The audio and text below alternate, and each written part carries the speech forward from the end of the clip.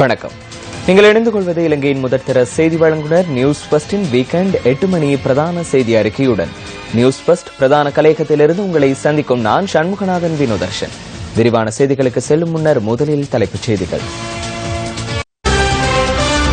வாக்குறுதி அளிக்கப்பட்ட கணக்காய்வாளர் சட்டமூலத்தை தாமதப்படுத்தக்கூடாது, சிவில் அமைப்புகள் கோரிக்கை. கொழும்பில் மற்றுமொரு காணி கொடுக்கல் வாங்கல் தொடர்பில் தகவல். பூசா முகாமில் தடுத்து வைக்கப்பட்டுள்ள 2 தமிழ் அரசியல் கைதிகள் தொடர்ந்தும் உண்ணாவிரதம். உலகில் தரமான தேயிலையை உற்பத்தி செய்யும் இலங்கை தோட்ட தொழிலாளர்களுக்கு கழிவு தேயிலையை பருக வேண்டி ஏற்பட்டுள்ளது. மேன்முறையீட்டு நீதிமன்ற நீதியரசர் எஸ் துரைராஜ் தெரிவிப்பு.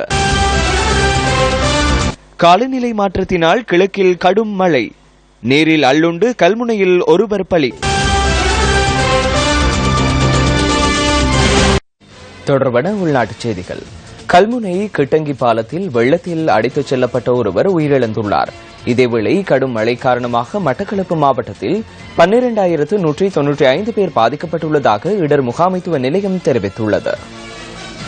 கல்முனை கிட்டங்கி பாலத்தில் வெள்ளத்தில் அடித்துச் செல்லப்பட்டு 73 வயதான ஆணொருவர் உயிரிழந்துள்ளார். மோட்டார் சைக்கிளில் கல்முனையிலிருந்து அம்பாறை செல்லும் போது கிட்டங்கி பாலத்தை உடர்த்து பாயும் வெள்ளத்தில் அவர் அடித்துச் செல்லப்பட்டுள்ளார். அம்பாறை நவகிரிய உகன பகுதியைச் சேர்ந்த கே பியசிறி என்பவரே இவ்வாறு உயிரிழந்துள்ளதாக போலீசார் தெரிவித்தனர். உயிரிழந்தவரின் சடலம் கல்முனை ஆதார வைத்தியசாலையின் பிரேத அறையில் வைக்கப்பட்டுள்ளது. கிட்டங்கி பாலத்தினூடாக தொடர்ச்சியாக வெள்ளம் பாய்வதினால் அந்த வீதியூடான போக்குவரத்து பாதிக்கப்பட்டுள்ளதாக நமது பிராந்திய செய்தியாளர் தெரிவித்தார். இதேவேளை மட்டக்களப்பு மாவட்டத்தில் வெள்ளத்தினால் பாதிக்கப்பட்டவர்களில் 163 குடும்பங்களைச் சேர்ந்தவர்கள், நண்பர்கள் மற்றும் உறவினர்கள் வீடுகளில் தங்கியுள்ளதாக இடர் முகாமைத்துவ நிலையத்தின் மட்டக்களப்பு மாவட்ட உதவி பணிப்பாளர் சண்முகநாதன் இன்பராஜா குறிப்பிட்டுள்ளார். மண்முனை வடக்கு பகுதியில் வீடொன்று முற்றாக சேதமடைந்துள்ளதாகவும் 3 வீடுகள் பகுதியளவில் சேதமடைந்துள்ளதாகவும் அவர் மேலும் தெரிவித்தார். இதேவேளை கிரான் தொப்பிகல பிரதான வீதி வெள்ளத்தில் மூழ்கியுள்ளதாக மட்டக்களப்பு மாவட்ட அரசாங்க அதிபர் PSM சார்ல்ஸ் தெரிவித்துள்ளார்.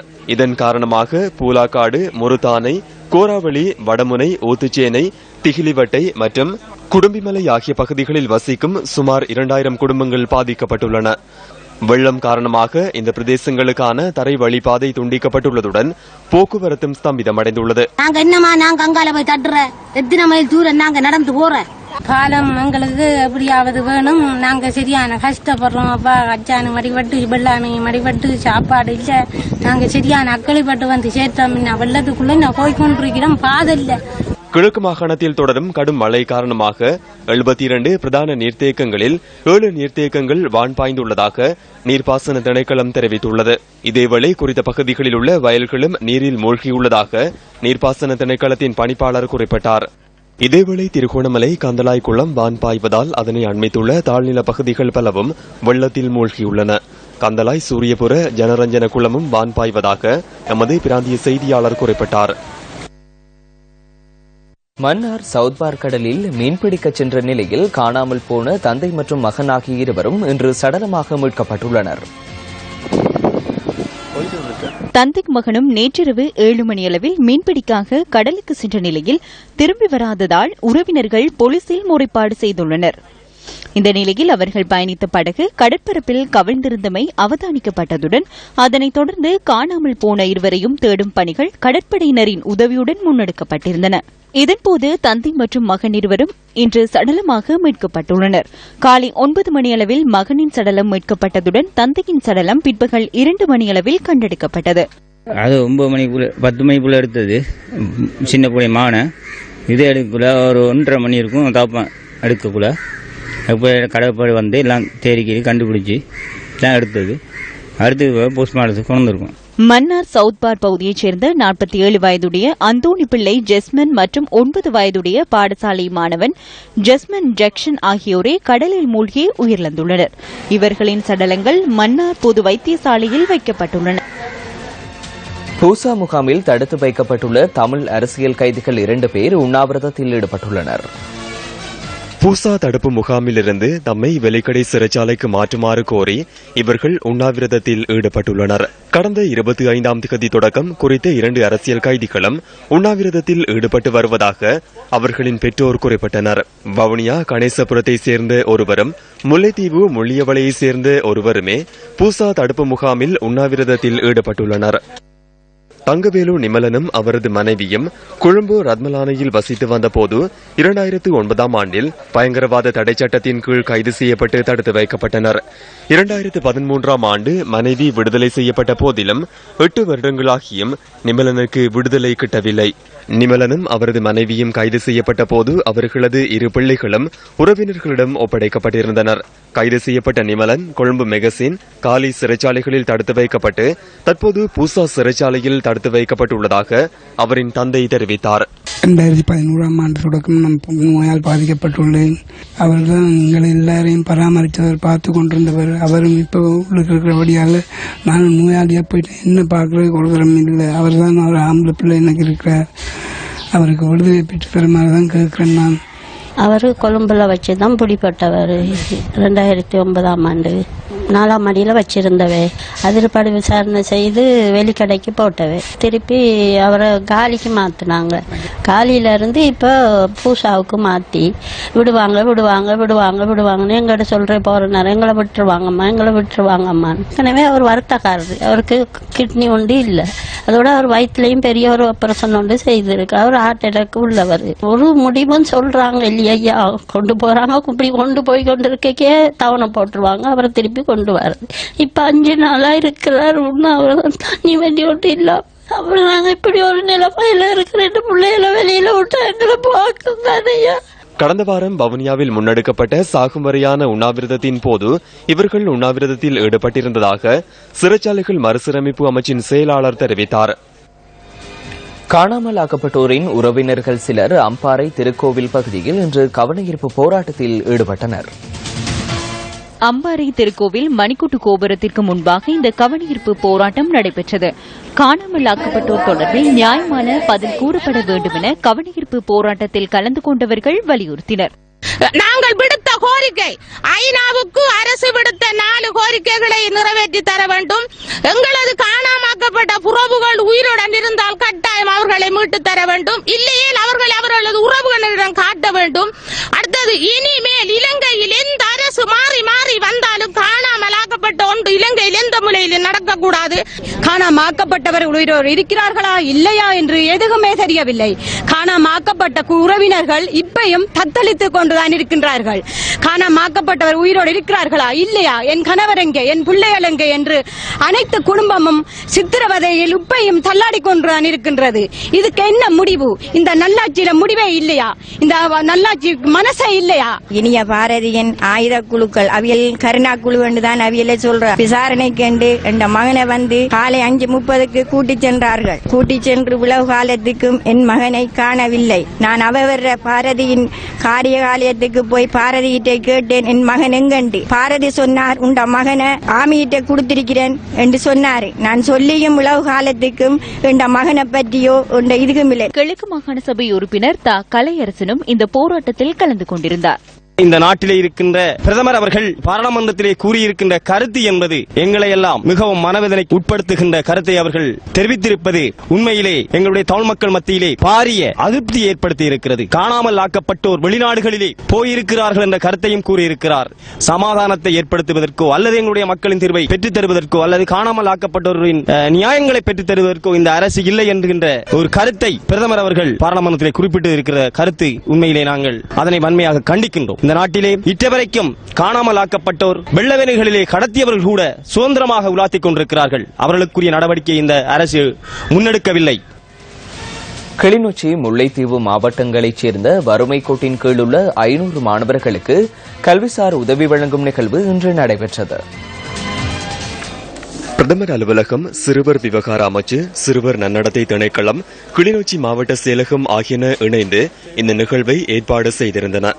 மயூரபதி அம்மன் நலன்புரி சங்கத்தினால் இதற்கான நிதியுதவி வழங்கப்பட்டுள்ளது. எங்களுடைய 2017ஆம் ஆண்டுக்கான நிதியை அரசாங்கம் சிறுவர் மகளிர் விவகார அமைச்சுக்கு குறைத்து விட்டது. உங்களுக்கு தெரியும், கல்வி அமைச்சுக்கு குறைத்திருந்தது போல எங்களுடைய அமைச்சுக்கும் குறைத்திருந்தது. அது எந்த வேலை எப்படி என்னத்திற்காக குறைத்தது என்பது எங்களுக்கு தெரியாது. இந்த யுத்தம் என்பது செயற்கையாக நடத்தப்பட்ட ஒரு யுத்தம். இயற்கையாக நாங்கள் அங்கவீனமுற்றிருந்தால் அதை நாங்கள் ஏற்றுக்கொள்வோம். செயற்கையாக அங்கவீனமுற்றிருக்கின்றோம் யுத்தம் காரணமாக.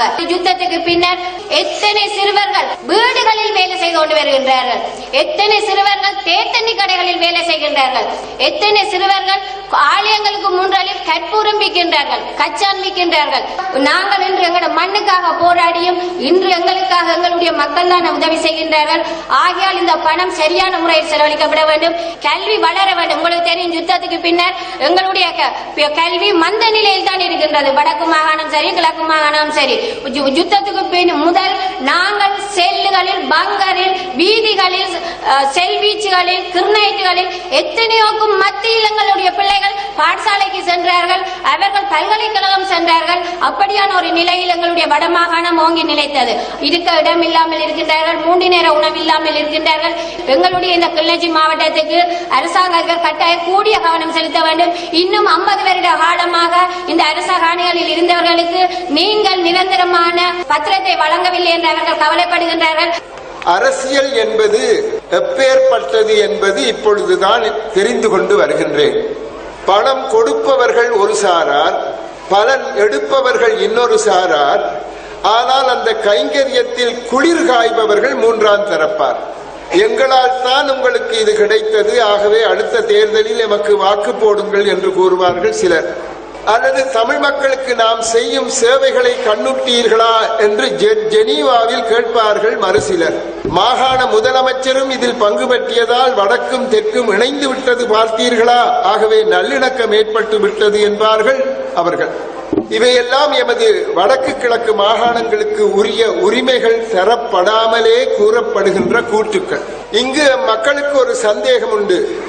மத்திய அரசாங்கம் அதை செய்து இதை செய்துவிட்டு அல்லது மற்றவர்கள் பணத்தை கொண்டு ஆவது செய்துவிட்டு மக்களுக்கான நியாயமான அரசியல் தீர்வை தராது விட்டுவிடுமோ என்ற ஒரு ஐயம் எம்மை பீடித்து இருக்கின்றது. வடக்கின் ராணுவ பிரசன்னம் தொடர்பிலும் வடமாகாண முதலமைச்சர் கருத்து தெரிவித்தார்.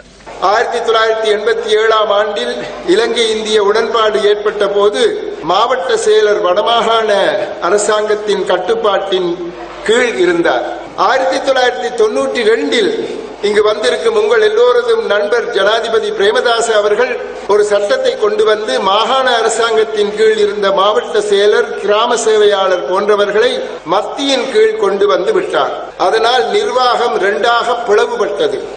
தெற்கில் இருந்து வரும் சகோதரர்களையோ மத்திய அரசாங்க பிரதிநிதிகளையோ வரவேற்பதில் எமக்கு எந்தவித ஆட்சேபனையும் இல்லை. எமது மக்களுக்காகவே நாம் யாவரும் பாடுபடுகின்றோம். அதில் அரசியலும் கட்சியியலும் சேரும் போதுதான் சில முரண்பாடுகள் ஏற்படுகின்றன.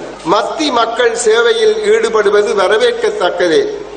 ஆனால் எமது உரித்துக்களை தராது, முகாமிட்டிருக்கும் 1,50,000 ராணுவ வீரர்களை வாபஸ் பெறாது எம் மக்கள் சேவையில் ஈடுபடுவது எம் மக்களை விலை கொடுத்து வாங்குவதாகவே அமையும். ஆட்சிக்கு வருவதற்கு முன்னதாக வாக்குறுதியளித்த கணக்காய்வு சட்டத்தை மேலும் தாமதப்படுத்தக்கூடாது என சிவில் அமைப்புகள் கோரிக்கை விடுத்துள்ளன. இதேவேளை புதிய கணக்காய்வு சட்டமூலமூடாக கணக்காய்வாளர் நாயகத்தின் அதிகாரத்தை பலவீனப்படுத்தும் முயற்சி முன்னெடுக்கப்பட்டுள்ளதாக கணக்காய்வாளர் நாயகம் திணைக்களத்தின் ஒருங்கிணைந்த தொழிற்சங்க ஒன்றியம் சுட்டிக்காட்டியுள்ளது. கணக்காய்வு ஆணைக்குழு ஒன்றை ஸ்தாபிப்பதற்கான கணக்காய்வு சட்டமூலத்தை விரைவாக பாராளுமன்றத்தில் சமர்ப்பிக்க நடவடிக்கை எடுப்பதாக கடந்த ஜனாதிபதி தேர்தலின் போது தற்போதைய அரசாங்கம் மக்களுக்கு வாக்குறுதி அளித்திருந்தது. அரசாங்கத்தின் 100 நாள் சீட்டிட்டத்தின் முக்கிய வாக்குறுதிகளில் ஒன்றாக கணக்காய்வு சட்டத்தை 2015ஆம் ஆண்டு பிப்ரவரி மாதம் 19ஆம் தேதி பாராளுமன்றத்தில் சமர்ப்பிப்பதாக வாக்குறுதி வழங்கப்பட்டிருந்தது. இந்த சட்டமூலத்தை தொடர்ந்தும் பாராளுமன்றத்திற்கு சமர்ப்பிப்பதில் தாமதம் நிலவியதால் கடந்த காலத்தில் சிவில் சமூக செயற்பாட்டாளர்கள் மற்றும் அரசியல் தரப்புகளின் விமர்சனத்துக்கு உள்ளாகியிருந்தது. இதேவேளை 2016ஆம் ஆண்டின் செப்டம்பர் மாதமளவில் சட்டமாதிபரினால் அங்கீகரிக்கப்பட்ட தேசிய கணக்காய்வு சட்டமூலத்தை வர்த்தமானியில் பிரசுரித்து பாராளுமன்றத்தில் அது குறித்து விவாதிப்பதற்கு உடனடியாக நடவடிக்கை எடுக்கப்பட வேண்டும் என சுதந்திரமானதும் நீதியானதுமான தேர்தலுக்கான மக்கள் இயக்கம் ஜனாதிபதிக்கு இன்று அனுப்பியுள்ள கடிதம் மூலம் கோரிக்கை விடுத்துள்ளது. இதனை தவிர உத்தேச கணக்காய்வு சட்டமூலத்தின் சரத்துக்கள் சிலவற்றை நீக்கி அதனை வலுவிழக்க செய்துள்ளதாக சிலோன் டுடே என்ற ஆங்கில பத்திரிகை செய்தி வெளியிட்டுள்ளது. அரசாங்கத்திற்கு ஏற்பட்ட இழப்பை மீண்டும் அரசாங்கத்திற்கு அறவீடு செய்து கொள்வதற்காக கணக்காய்வாளர் நாயகத்திடம் காணப்படும் விசேட அதிகாரத்தை அவரிடமிருந்து நீக்கி கணக்காய்வு ஆணைக்குழுவிடம் வழங்குவதற்கு நடவடிக்கை எடுக்கப்பட்டுள்ளதாக அந்த செய்தியில் குறிப்பிடப்பட்டுள்ளது. அத்துடன் ஏதேனும் கணக்காய்வு அறிக்கை அல்லது அதற்குரிய தகவல்களை வெளித்தரப்பினருக்கு வழங்கும் பட்சத்தில் அந்த அதிகாரிக்கு அபராதம் விதிக்கப்பட வேண்டும் எனவும் சரத்தொன்றை புதிய கணக்காய்வு சட்டமூலத்தில் உள்ளடக்கப்பட்டுள்ளதாகவும் சிலோன் டுடே செய்தியில் கூறப்பட்டுள்ளது. இதேவேளை சிலோன் டுடே பத்திரிகை கணக்காய்வாளர் நாயகம் காமினி விஜயசிங்கவிடம் இதுகுறித்து வினவியுள்ளது. கணக்காய்வாளர் சட்டத்தை நிறைவேற்றுவதில் அரசாங்கம் காலத்தை வீணடிக்கின்றது. உண்மையில் என்ன நடக்கின்றது? அதனை சட்டமாதிபருக்கு அனுப்பி விரைவில் சட்டமூலத்தின் பிரதியொன்று எனக்கு அனுப்பப்பட்டுள்ளது. அது தற்போது பிரதமர் அலுவலகத்தில் உள்ளது. அதற்கு என்ன நடந்துள்ளது என்பது எனக்கு தெரியாது. இறுதி சட்டமூலம் தொடர்பில் நீங்கள் திருப்தி அடைகிறீர்களா? ஒருபோதும் இல்லை. இதன் மூலம் அதிகாரம் குறைக்கப்பட்டுள்ளது. இதனை நாம் எதிர்பார்க்கவில்லை. ஏற்படுத்தப்பட்டுள்ள மாற்றம் தொடர்பில் நீங்கள் என்ன நினைக்கின்றீர்கள்? எனக்கு அனைத்தையும் கூற முடியாது. நிதியமைச்சர் தொடர்பில் கணக்காய்வாளர் நாயகம் பதில் வழங்க வேண்டிய அவசியமில்லை. இது சுயாதீன சட்டமாக இருக்க வேண்டும். உங்களால் கணக்காய்வாளர் சட்டத்தை மாத்திரமே வழங்க முடியும். அதனை விட எதனையும் செய்ய முடியாதல்லவா? நான் முன்வைத்துள்ள நிலைப்பாடு எவ்வளவு பலமானது என்பதை பாருங்கள். சில தரப்பின் தவறுகளை சுட்டிக்காட்டியுள்ளேன். எனினும் அதற்கு மேலாக தற்போது கணக்காய்வாளர் நாயகத்திற்கு எந்தவித அதிகாரமும் இல்லை. குறித்த நபர் ஏயா பியா சியா டியா என்பது பிரச்சனை அல்ல. கணக்காய்வு தொடர்பில் சட்டப்படி பாராளுமன்றத்தில் கணக்காய்வாளர் நியமிக்கப்படுகின்றார். எனவே கணக்காய்வாளர் நாயகம் மீது அழுத்தம் ஏற்படுத்துவது பாராளுமன்றத்தின் அதிகாரத்தின் மீதான பிரச்சனையை ஏற்படுத்தும். ஜனாதிபதியுடன் நான் இது குறித்து பல தடவைகள் கலந்துரையாடியுள்ளேன். மிக விரைவில் கணக்காய்வாளர் சட்டமூலத்தை அமுல்படுத்துவதாக ஜனாதிபதி என்னிடம் தனிப்பட்ட முறையில் கூறியுள்ளார். அந்த தேவை ஜனாதிபதிக்கு உள்ளது. கணக்காய்வாளர் சட்டம் தற்போது பிரதமர் அலுவலகத்திலே உள்ளது. எனவே அது குறித்து பிரதமர் பொறுப்பு கூற வேண்டும். அதுவே எமது நிலைப்பாடாகும்.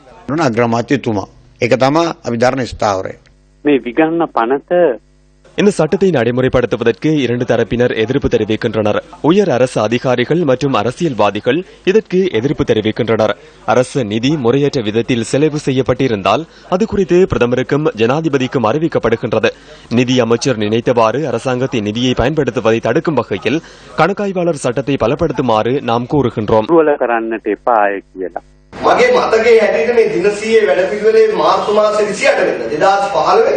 அரசாங்கத்தின் 100 நாள் திட்டத்தில் 2015 ஆண்டு மார்ச் 28 கணக்காய்வாளர் சட்டம் சமர்ப்பிக்கப்பட உள்ளதாக குறிப்பிடப்பட்டிருந்தது.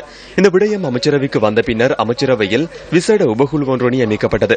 அதில் சில திருத்தங்களை மேற்கொண்டு மீண்டும் பாஸ்கரலிங்கம் மற்றும் சரித்த ராத்வத்த போன்றோர் அதனை உபகுழுவில் சமர்ப்பித்துள்ளனர்.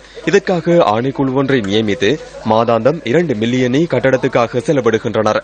அதிகாரிகளின் சம்பளத்துடன் மாதாந்தம் 3 அல்லது 4 மில்லியனை செலவிடுகின்றனர்.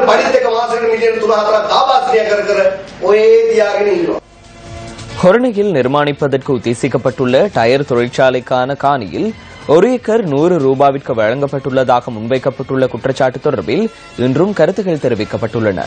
கடந்த அரசாங்க காலப்பகுதியில் இடம்பெற்றுள்ள முறைகேடான கொடுக்கல் வாங்கல்கள் தொடர்பில் குற்றச்சாட்டுக்கு இலக்காகியுள்ளவர்கள் இந்த அரசாங்கத்திலும் கொடுக்கல் வாங்கலில் ஈடுபட்டுள்ளதாக சிவில் அமைப்புகள் சுட்டிக்காட்டியுள்ளன.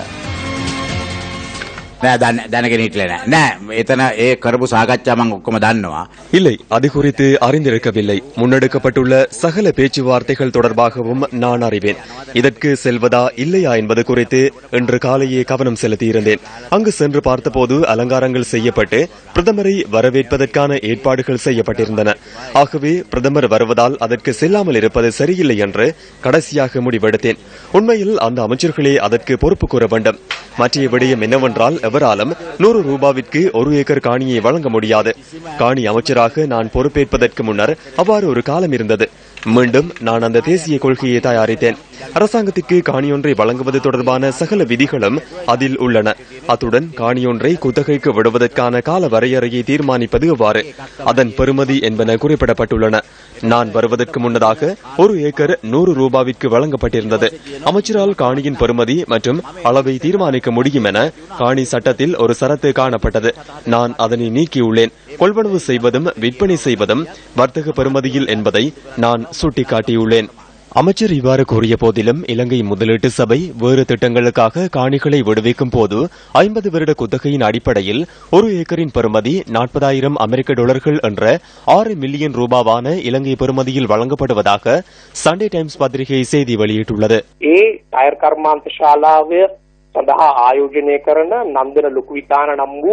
அந்த டயர் தொழிற்சாலைக்கு முதலீடு செய்யும் நந்தன லோகு விதானகி என்பவர் மஹிந்த ராஜபக்சவின் காலத்தில் அவருடன் நெருங்கி செயற்பட்டவர். மஹிந்த ராஜபக்சவின் ஆட்சி காலத்தில் குற்றம் சாட்டப்பட்ட நந்தன லோகு விதானகி என்பவர்தான் இந்த டயர் தொழிற்சாலைக்கு முதலீடு செய்துள்ளார். அதற்காக அவருக்கு சலுகையாக 1 ஏக்கரை 100 ரூபாவுக்கு வழங்கப்பட்டதாக ராஜித சேனாரத்ன தெரிவித்தார். முதலீடு செய்தவர் தொடர்பில் பிரதமர் இறுதி தருணத்தில் அறிந்து கொண்டதாகவும் அவர் தெரிவித்திருந்தார். அதன் பின்னர் மலிக் சமரவிக்ரம ராஜித சேனாரத்னவின் கருத்தை நிராகரித்து இந்த முதலீட்டாளர் தொடர்பில் பிரதமர் அறிந்திருந்ததாகவும் அந்த முதலீட்டாளரை பாதுகாக்கும் வகையில் மலிக் சமரவிக்ரம தனது கருத்தை தெரிவித்தார். இந்த முதலீட்டாளருக்கு கடந்த ஆட்சி காலத்தில் எவ்வாறான அரசியல் தொடர்பு இருந்தாலும் பரவாயில்லை, அவர் செய்யும் முதலீடுதான் எங்களுக்கு நிகழ்காலத்தில் முக்கியமானது என மலிக் சமரவிக்ரம தெரிவித்திருந்தார். மஹிந்த ராஜபக்சவின் ஆட்சி காலத்தில் கொள்ளையடித்தவர் இந்த அரசாங்கத்தில் முதலீடு செய்வாராயின் கருப்பு பணத்தை வெள்ளையாக்கும் செயற்பாடாகத்தான் மலிக் சமரவிக்ரமவின் கருத்து புலப்படுகின்றது. ஹொரண பகுதியில் நிர்மாணிக்கப்பட உள்ள டயர் தொழிற்சாலைக்குரிய காணியில் 1 ஏக்கரை 100 ரூபாவிற்கு வழங்கியதாக முன்வைக்கப்படும் தகவல்கள் குறித்து நியூஸ் ஃபர்ஸ்ட் இலங்கை முதலீட்டு சபையின் தலைவர் சட்டத்தரணி உப்புல் ஜெயசூரியவிடம் வினவியது. கிடைக்கப்பெற்ற சுப நேரத்தில் தொழிற்சாலைக்கான அடிக்கல் நாட்டப்பட்ட போதிலும் தொழிற்சாலை தொடர்பில் இறுதி தீர்மானம் எடுக்கப்படவில்லை என்றும் அவர் குறிப்பிட்டுள்ளார். ஊடகங்களில் தொடர்ந்தும் இதுகுறித்து முன்வைக்கப்படுகின்ற குற்றச்சாட்டுகள் காரணமாக எதிர்காலத்தில் எழுத்து மூலம் தெளிவுபடுத்த உள்ளதாகவும் முதலீட்டு சபையின் தலைவர் சட்டத்தரணி உப்புல் ஜெயசூரிய நியூஸ் ஃபர்ஸ்டுக்கு கூறினார். ஒன்றிணைந்த எதிர்க்கட்சி ஏற்பாடு செய்திருந்த ஊடகவியலாளர் சந்திப்பில் கொழும்பு நகர காணி விற்பனை தொடர்பான விடயங்கள் வெளிப்படுத்தப்பட்டன. சனநடமாட்டமிக்க கொழும்பு 2 கம்பெனி தெருவில் உள்ள 8 ஏக்கர் நிலப்பரப்பு $130 மில்லியன் அமெரிக்க விற்பனை செய்ய மூலோபாய அபிவிருத்தி சட்டத்தின் கீழ் நிதியமைச்சரின் வேண்டுகோளுக்கு இணங்க அமைச்சர் மலிக் சமரவிக்ரம இந்த வர்த்தமானியை பிரசுரித்துள்ளார். நான் அறிந்த வகையில் இந்த முதலீட்டாளர் வன்கலம்பு ப்ராஜெக்ட் என்னும் நிறுவனத்திற்கு 2017 ஆண்டில் இந்த செயற்திட்டத்தை வழங்க எதிர்பார்த்துள்ளார். 8 வருடங்களில் இந்த திட்டம் நிறைவு செய்யப்படும். மத்திய வங்கியின் முறைகள் விநியோகம், ஹம்பாந்தோட்டை தொழில்பேட்டை, ஹொரணையில் உத்தேசிக்கப்பட்டுள்ள டயர் தொழிற்சாலை, குளியாப்பிட்டிய வாகனங்களை பொருத்துமிடம் மற்றும் இன்று வெளியான கொழும்பு 2 கம்பெனி தெருவில் 8 ஏக்கர் காணி கொடுக்கல் வாங்கல் தொடர்பில் அபிவிருத்தி மூலோபாயங்கள் மற்றும் சர்வதேச வர்த்தக அமைச்சர் மலிக் சமரவிக்ரம மீதே குற்றம் சுமத்தப்படுகின்றது. மலிக் சமரவிக்ரம தேர்தலில் தெரிவாகாத வாக்கு வங்கியற்ற ஒரு அமைச்சர் ஆவார். மீள்குடியேற்ற நடவடிக்கை முழுமை பெறாத நிலையில் யாழ் தையிட்டி பகுதியில் வெடிக்காத நிலையில் வெடிபொருட்கள் காணப்படுவதாக பிரதேச மக்கள் தெரிவித்தனர்.